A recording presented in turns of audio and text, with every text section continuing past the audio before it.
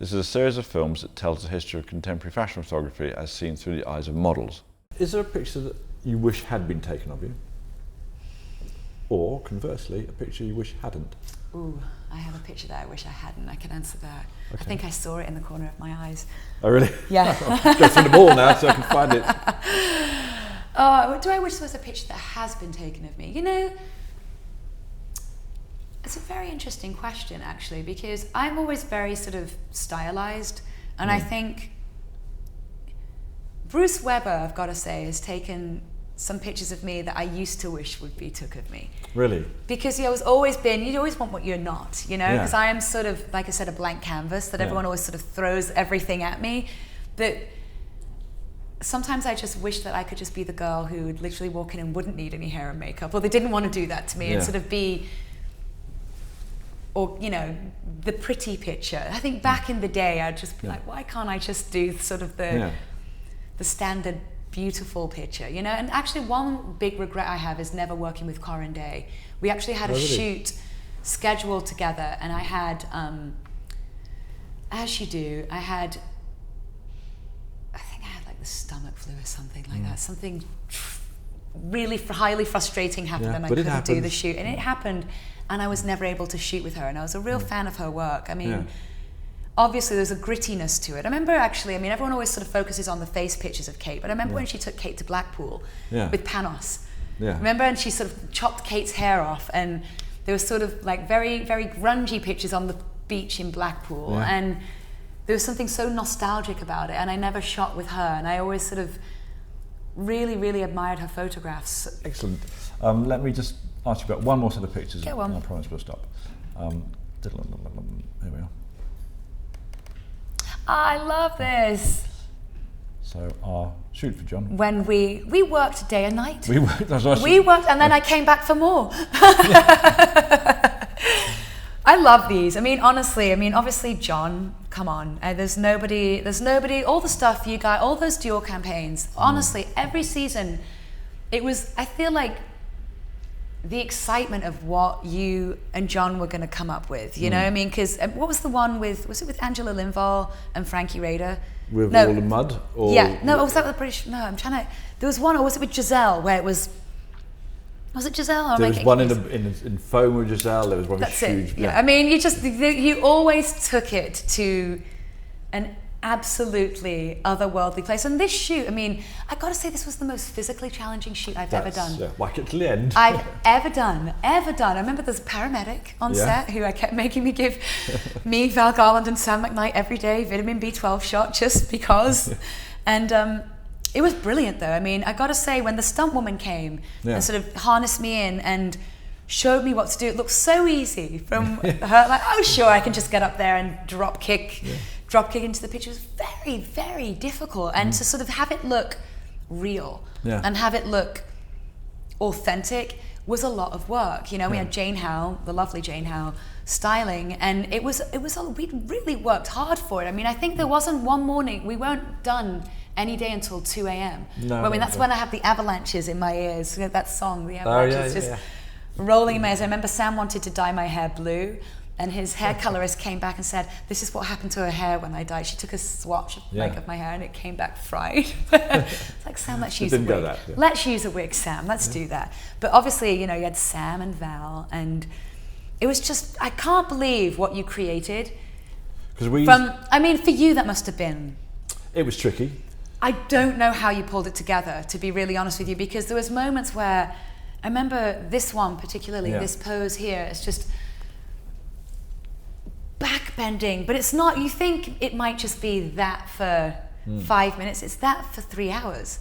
As Sam gets the hair right, as the wind is doing just right, as the bag looks what we're trying to sell, that's got to look good, you know? And I think it's very bold to do that for an advertising as well, because it's never, you know, advertising, there's even more, you know, what they have to put into that and what your limitations, because I do know as a photographer that must be, and advertising is way more complex in an editorial where you might have more They tested freedom. This campaign before they released it. Really? Because they were very uncertain about it when we sent it in. There was a lot of discussion, it's too violent. Right. But it was brilliant, in my opinion. It was brilliant. Absolutely. I mean, because also I feel like going where we are right now, we think of Cara. Yeah. You know, and we think of sort of how fashion has transcended and changed into being a lot more sort of younger, more urban, and how fashion's changed from sort of being haute couture to relating to a different generation. And I feel like this was the beginning of that, where the handbag, all of a sudden, you know, it wasn't always about the handbag and the shoe. You know, and this was the moment where those Dior bags were everywhere. And it was when the handbag became sort of the status symbol of young culture. You know what I mean? Like if you've got your Dior bag, you know, and it's Dior interesting. saddlebag. Do you know? And I feel like this was these bags. And I remember there was also a Vuitton one that Marc Jacobs did too, that was in the same similar sort of vein that really sort of started that movement of the handbag, you know, being the thing that you've got to taunt on every advertising versus used to be the clothes. And but what a challenge that shoot was. I mean, it was so much fun. Honestly, I've never done a shoot like it since, ever. I've never been harnessed quite like it again. I mean, and again, you know, even then it was like that one, for instance. I just don't know. I mean, for you, how did you even do that? Like, what did you have an animator, or did you?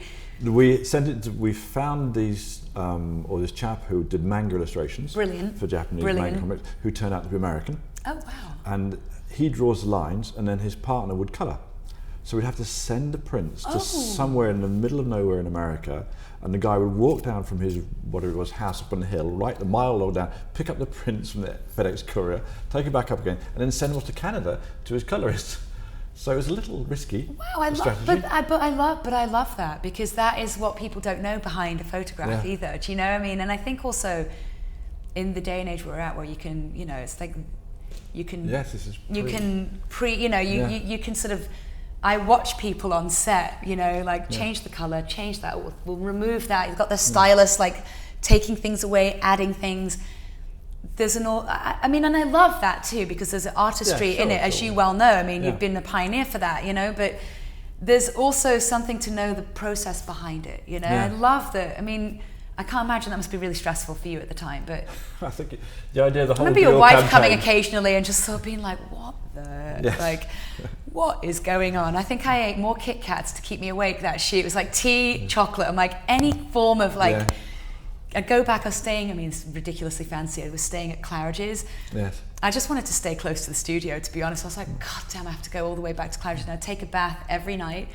And go, okay, I'm going to get 6 hours of sleep and we're going to do this again. But it was well worth it, and absolutely, like, again, speaking of the idea of beauty, you know, there's like the aggression and the sort of like the manga character was for me, again, like nothing else I'd ever done before. You know what I mean? To sort of like get into a character and do it over and over and over again. I mean, I don't know how actors do it. I don't know how they do it. They don't do it as many times as models. Really? They don't do it over and over again. But they do, don't they? I mean, I don't know. My experience of acting is that once I've done it 5 times or 6 times, it's like, we're done. What else are you looking for? Right, exactly. It was like 500 times? No. 500 times, because that's what you do as a model. Like, you do it until it is done, you know? And something like this, it's not an easy picture at all. I mean, it's not just sort of standing there, click, we've got it. It's how to get my leg high enough up there. I think that was hoisted up there. Yes, I think there was a wind machine. That's not me. I couldn't do that. But yeah, it's so fascinating. And my hair, Sam McKnight, love that man. I just remember him, every shade of the rainbow.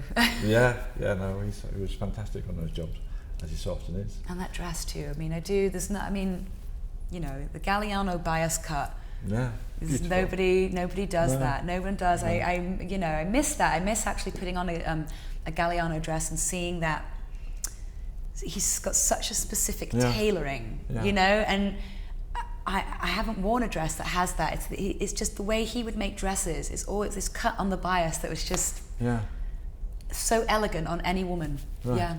But well, hopefully he'll be back soon. I hope so too. Yeah. I think he will be. Now he is, isn't he? I mean, he's at Margiela. So yeah, exactly. So we shall all see. I'm very looking forward to it, though. Brilliant, Karen. Thank you very much. Nick, thank you. This is fascinating. God. Grateful.